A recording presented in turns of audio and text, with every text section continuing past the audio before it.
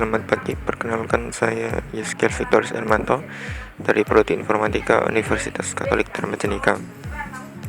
Pada kali ini saya akan mempresentasikan hasil riset yang telah saya lakukan tentang sorting algorithm.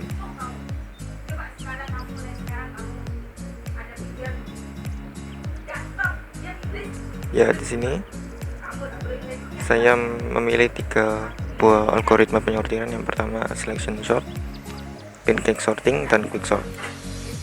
Alasan saya memilih selection sort yaitu algoritma ini cukup sederhana dibandingkan dengan algoritma sorting yang lainnya, sehingga sangat mudah atau lebih mudah untuk dipahami.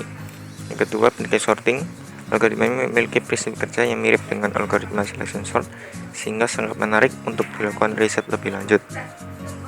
Ketiga, quick sort. Algoritma ini memiliki kecepatan yang cukup tinggi dibandingkan dengan algoritma yang lain, sehingga sangat cocok atau menarik dilakukan perbandingan dengan selection sort dan pancake sorting. Karakteristik dan cara kerja secara umumnya. Pertama, selection sort yaitu mencari dan membandingkan elemen satu dengan elemen lainnya dengan nilai yang terkecil dalam sebuah array, kemudian meletakkan nilai terkecil tersebut di urutan yang paling depan. Cara kerjanya seperti ini. Ada sebuah array dengan array size 5 buah data. Dari 5 buah data ini dilakukan pembandingan dari sebelah kiri dan membagi array ini menjadi 2 bagian, untuk yang sebelah kiri yang tersortir dan sebelah kanan yang belum tersortir. Pertama dilakukan perbandingan dulu. 64 dengan 25, yang terkecil adalah 25. Kemudian 25 dibandingkan dengan elemen berikutnya yang 12, dapatkan nilai terkecil 12. Kemudian 12 dengan 22, 12 dengan 11 dibandingkan yang terkecil adalah 11.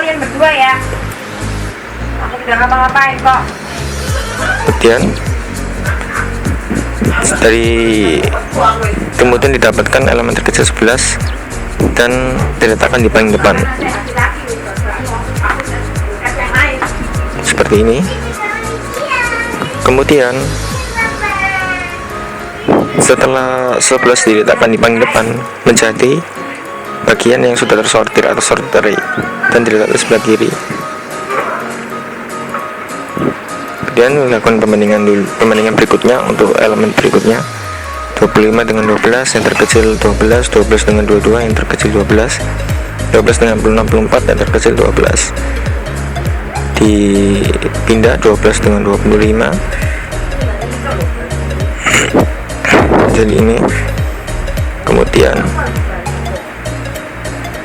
jadi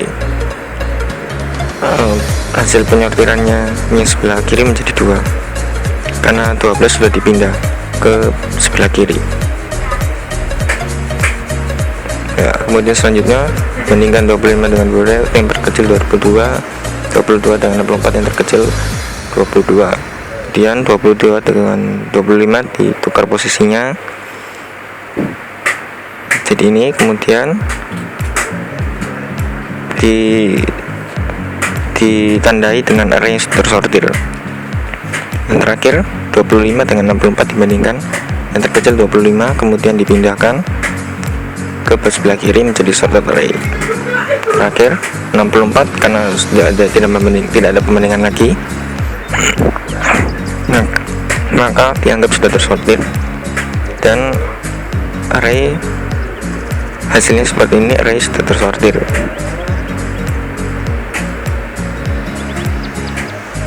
Selanjutnya yang kedua yaitu pancake sorting. Pancake sorting ini cara kerjanya yaitu mencari sama seperti selection sort, tapi bedanya yaitu dia mencari nilai terbesar. Kemudian dari nilai terbesar tersebut urutannya diletakkan di paling depan, dan kemudian dibalik urutan yang terbesar itu ke terkecil. Seperti ini, datanya sama. Ada array size, dia ada 5 buah data dalam sebuah array. Yang pertama yaitu mencari data yang paling terbesar dulu dari sebelah kiri. 64 64 dengan 25 yang terbesar itu 64, 64 dengan 12 yang terbesar 64, 64 dengan 22 yang terbesar 64, 64 dengan 11 yang terbesar 64. Ya, jadi 64 besar, kemudian dilakukan pembalikan urutan atau di flip, dibalik urutannya jadi seperti ini. Dan setelah 64 itu 64 kan di depan sudah terbesar. Nah, backtrack sorting itu kan mencari elemen terbesar kemudian diletakkan di bagian awal urutan. Jadi karena 64 itu sudah di depan, maka dibalik urutannya, dan kemudian di sebelah kanan dia selesai dilakukan pembalikan dan tidak dapat dilakukan pembalikan ulang atau di fix. Kemudian dicari lagi 11 dengan 22 yang terbesar 22, 22 dengan 12 yang terbesar 22, 22 dengan 25 yang terbesar 25. Kemudian 25 diletakkan di bagian paling depan dengan cara dibalik atau di flip jadi seperti ini.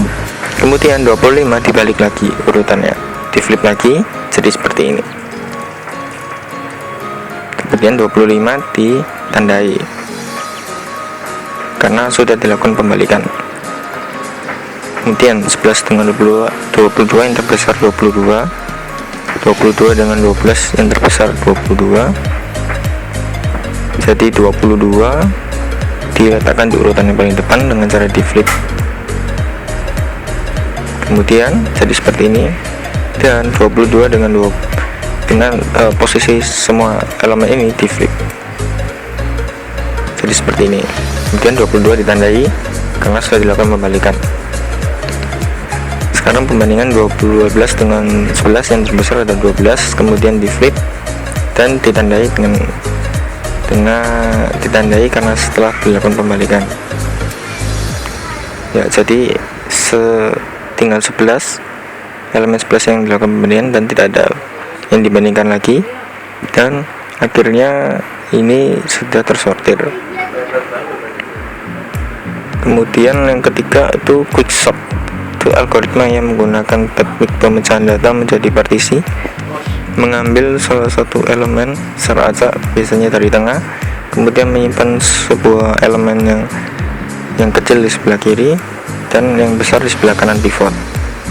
Setelah itu dilakukan rekursif atau pemecahan kembali sebelah kiri dan sebelah kanan pivot. Sini saya memiliki array size 7 buah data. Ada beberapa variabel I sebagai indeks yang terkecil, variabel J untuk variabel pengulang, dan pivotnya ditentukan di paling akhir yaitu 70. Ini pertama, I-nya karena I-nya pertama min 1 dan J-nya 0. Kemudian dilakukan perbandingan array J apakah lebih kecil sama dengan array pivot, apakah 10 lebih kecil sama dengan 70, hasilnya kondisinya true. Kemudian I dilakukan penambahan menjadi 0, J menjadi 1.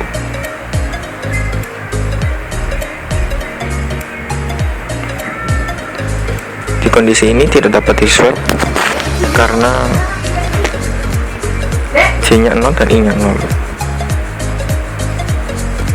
Selanjutnya I sama dengan 0 karena bertambah tadi, J nya juga 1. Dilakukan perbandingan lagi, apakah J lebih kurang dari sama dengan pivot 80 kurang dari 70, hasilnya salah, maka tidak dapat, I nya tidak bertambah namun J nya bertambah karena dia variabel pengulang, J nya jadi 2. Kemudian dilakukan perbandingan lagi, I nya sama dengan 0, J nya 2, apakah J kurang dari pivot, apakah 30 kurang dari 70, kondisinya benar, jadi dilakukan swap atau pertukaran posisi.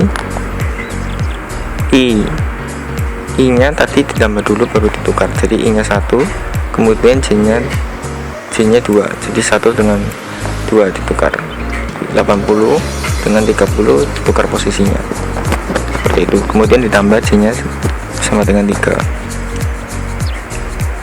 J kondisi lagi, J nya sekarang 1, I nya sama dengan 1, J nya sama dengan 3. J kondisi lagi, apakah J kurang dari sama dengan pivot? J nya sekarang 3, jadi indeks ketiga yaitu 90 kurang dari 70, hasilnya sama, kan tidak dilakukan pertukaran atau swap. Kemudian J nya ditambah jadi 4 karena dia variabel pengulang. Kemudian lanjut lagi, I sama dengan 1, J nya sekarang 4. Dilakukan pengecekan kondisi lagi, apakah J kurang dari pivot? Apakah 40? Indeks keempat kurang dari 70, hasilnya benar. Kemudian dilakukan pertukaran posisi. Kemudian ditambahi dulu I nya jadi 2 dan ditukar posisinya. Jadi elemen kedua I nya 2 ditukar 80, I nya 2 80 ditukar dengan J nya 4 50 ditukar posisinya. 80 dengan 40 ditukar posisinya, jadi ini J nya ditambah jadi 5. Kemudian sekarang I nya 2, J nya 5. Cek kondisi lagi, J nya 5, indeks kelima 50, pivotnya 70, kondisi benar karena 50 kurang dari 70.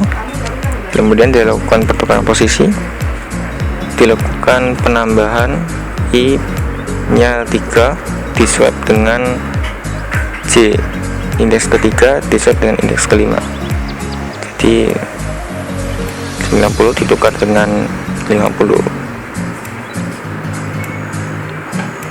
dan J nya di plus 1 jadi 6.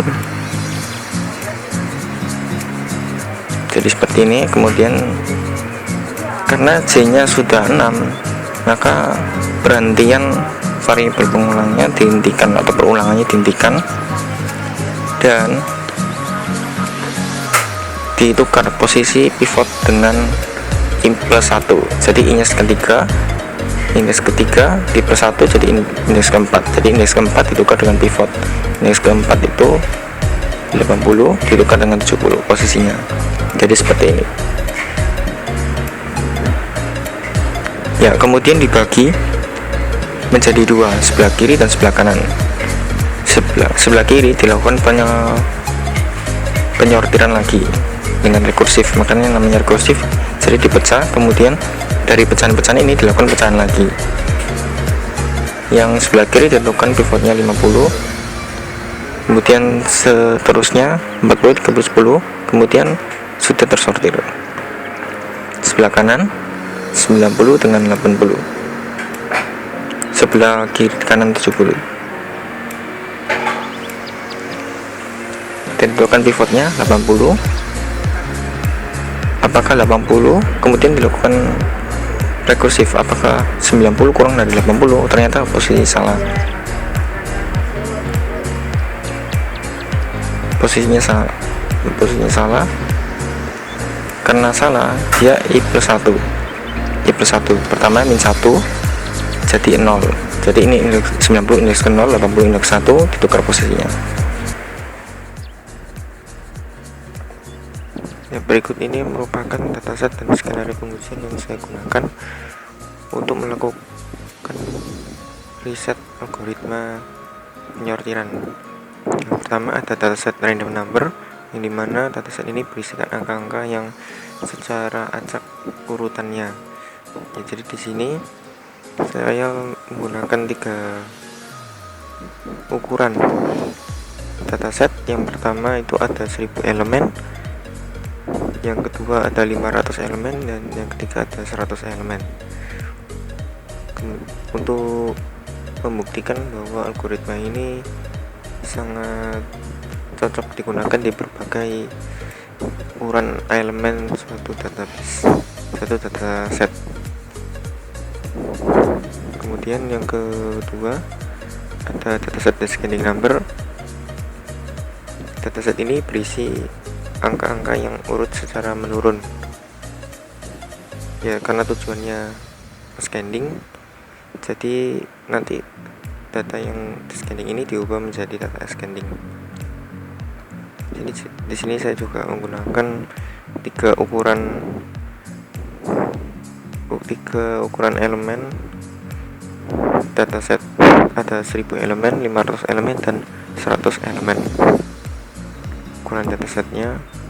Kemudian ada dataset half short number, yang dimana dataset ini berisikan angka yang sudah terurut dan angka yang belum terurut. Yang belum, berarti sebagian datanya sudah tersortir dan sebagian lagi belum tersortir. Sini juga saya menggunakan tiga ukuran dataset. Yang pertama ada 1000 elemen, kemudian 500 elemen, dan 100 elemen. Yang keempat ada dataset fluctuating number. Jadi di dataset ini berisikan angka-angka positif dan negatif, jadi datanya naik turun dari positif ke negatif gitu. Sama juga saya menggunakan tiga ukuran elemen dataset. Ada 1000 elemen, 500 elemen, dan 100 elemen. Dan yang terakhir ada dataset double number, ini mana dataset ini berisikan ada angka yang ganda dalam satu dataset ini. Ukurannya juga ada tiga, ada 1000 elemen, 500 elemen, dan 100 elemen.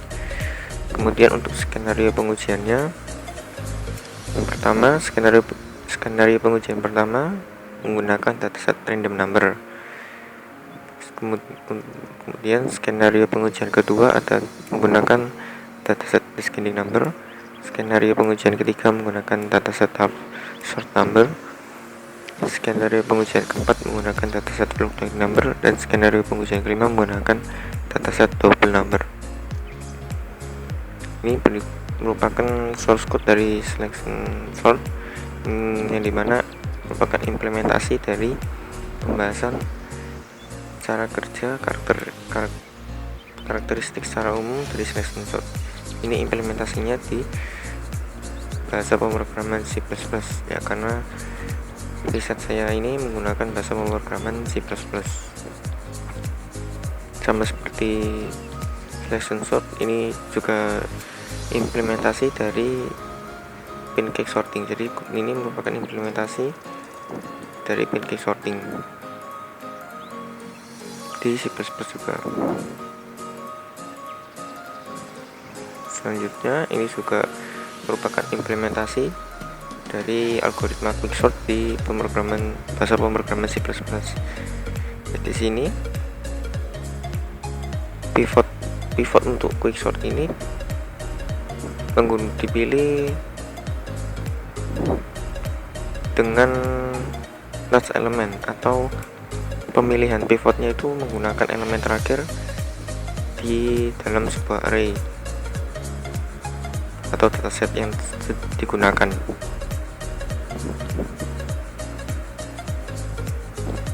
Ya, ini merupakan visualisasi hasil dari riset yang sudah saya lakukan. Ada 5 skenario pengujian dengan percobaan sebanyak 6 kali. Dari 6 percobaan ini kemudian dilakukan perata-rataan. Di sini skenario pengujian pertama menggunakan 3 ukuran dataset, ya 100 elemen, 500 elemen, dan 1000 elemen. Ini untuk algoritma selection sort. Selanjutnya ada algoritma pancake sorting, ini hasil visualisasi hasilnya, dan algoritma quicksort. Oke, untuk hasil perbandingannya akan dijelaskan di slide berikut ini. Ini merupakan highlight rata-rata hasil, jadi ini perbandingan antara algoritma selection sort, pancake sorting, dan quicksort. Jadi di sini untuk skenario pengujian pertama menggunakan dataset random number itu lebih optimal menggunakan pancake sorting untuk ukuran dataset yang banyak atau 1000 elemen. Kemudian untuk 500 elemen lebih unggul selection sort, dan kemudian 100 elemen lebih unggul quick sort. Kemudian untuk skenario pengujian kedua menggunakan descending number. Untuk 100 elemen lebih cepat pengkomputasian waktunya, yaitu algoritma selection sort. Kemudian untuk 500 elemen lebih unggul pancake sorting, dan 1000 elemen lebih unggul selection sort. Kemudian untuk skenario pengujian yang ketiga, half sort number. Ukuran dataset 100 elemen lebih cepat pengkomputasian penyortirannya, algoritma pancake sorting. Kemudian untuk ukuran 500 elemen pengkomputasian waktunya lebih cepat, algoritma selection sort, dan 1000 elemen juga algoritma selection sort. Ya, selanjutnya untuk skenario pengujian yang keempat menggunakan dataset fluctuating number. Untuk 100 elemen ukuran dataset 100 elemen pancake sorting, algoritma pancake sorting lebih unggul dibandingkan dengan algoritma yang lain. Begitu juga dengan 500 untuk ukuran dataset 500 elemen. Sedangkan untuk ukuran dataset 1000 elemen itu algoritma selection sort lebih cepat dalam pengkomputasian penyortiran. Jadi waktu untuk penyortirannya lebih cepat selection sort. Terakhir, skenario pengujian kelima menggunakan dataset double number. Itu untuk ukuran dataset 100 elemen lebih cepat waktu penyortirannya menggunakan adalah algoritma quicksort. Kemudian untuk ukuran dataset 500 elemen lebih cepat algoritma selection sort, dan ukuran dataset 1000 elemen lebih cepat pancake sorting. Jadi di tiap-tiap skenario pengujian itu mempunyai algoritma yang lebih unggul. Jadi tidak semua algoritma itu, dari hasil riset ini, tidak semua algoritma itu unggul di semua skenario pengujian. Jadi tergantung skenario pengujiannya, dan juga tergantung dari spesifikasi laptop yang digunakan untuk melakukan riset ini. Kesimpulannya yang dapat diambil dari riset yang dilakukan terhadap ketiga algoritma ini, yaitu algoritma selection sort, pancake sorting, dan quick sort, dengan menggunakan 5 skenario pengujian, didapat hasil bahwa tiap algoritma berbeda-beda waktunya, tergantung dari skenario pengujian yang diterapkan. Untuk skenario pengujian pertama, pancake sorting lebih unggul dalam menyortir data dalam jumlah yang banyak. Kemudian untuk skenario pengujian kedua dan ketiga, selection sort lebih unggul dalam menyortir data baik dalam jumlah yang sedikit maupun banyak. Untuk skenario pengujian keempat, algoritma selection sort lebih unggul dalam menyortir data dalam jumlah yang banyak. Dan skenario pengujian kelima, pancake sorting lebih unggul dalam menyortir data dalam jumlah yang lebih banyak. Jadi rata-rata data dari hasil riset yang saya lakukan ini, algoritma pancake sorting dan selection sort lebih unggul dalam melakukan penyortiran data, karena waktunya lebih cepat. Kenapa kok quicksort tidak lebih unggul dalam riset ini? Kenapa tidak lebih unggul dari algoritma yang lainnya? Bisa jadi dikarenakan karena di riset ini pemilihan pivotnya saya memilih pivotnya itu diletakkan atau dipilih elemen terakhir dalam datasetnya atau arraynya, sehingga menyebabkan bad guess. Jadi waktu penyortirannya lebih lama.